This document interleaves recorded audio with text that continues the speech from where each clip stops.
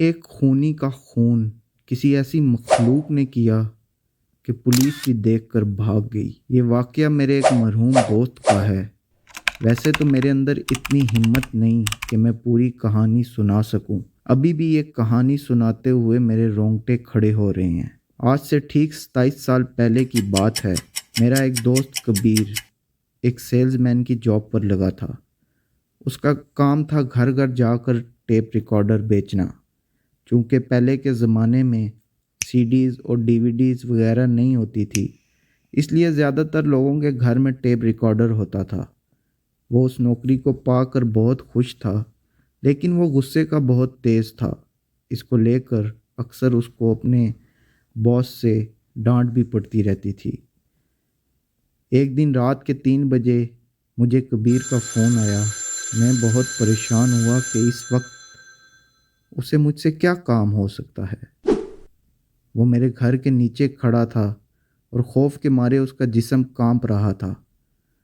پہلے تو وہ کچھ بھی بتانے پر رضامند نہیں تھا، لیکن میری تسلی دینے پر اس نے ایک خوفناک انکشاف کیا۔ اس نے بتایا آج رات 8 بجے کے قریب جب وہ ایک گھر پر ٹیپ ریکارڈر کی ڈیلیوری دینے گیا تو اس گھر پہ صرف ایک عورت تھی جس نے اسے اندر بلایا اور اسے بہکانے کی کوشش کرنے لگی۔ وہ میرے دوست کے ساتھ زبردستی کرنا چاہ رہی تھی، لیکن کبیر نے اسے روکا۔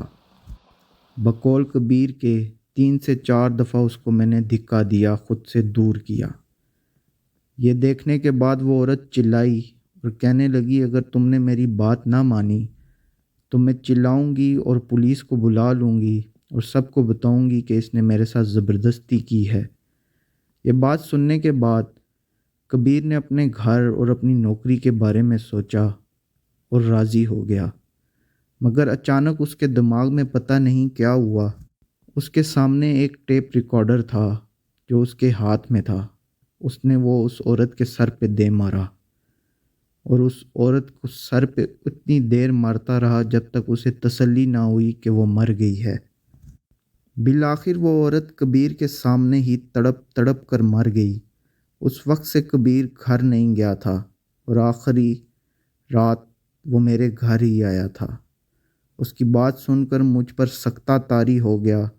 ایسا لگا کہ جیسے کسی نے میرے پیروں تلے سے زمین کھینچ لی ہو۔ جب اس نے پوری بات بتا دی تو فجر کی اذان شروع ہو گئی تھی۔ میں نے ہمت پکڑی اور اسے اپنے ساتھ نماز پر لے گیا۔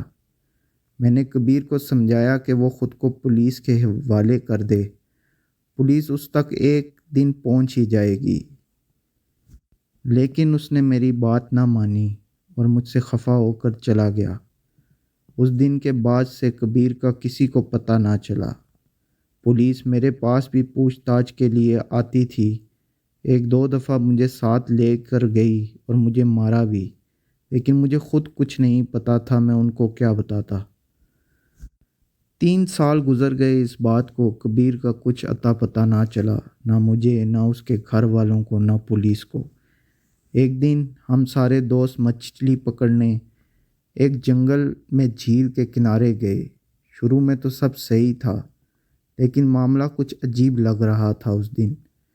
کبھی کوئی عجیب سی آواز آتی تو کبھی کہیں کوئی پتھر آ کر ہمیں لگتا۔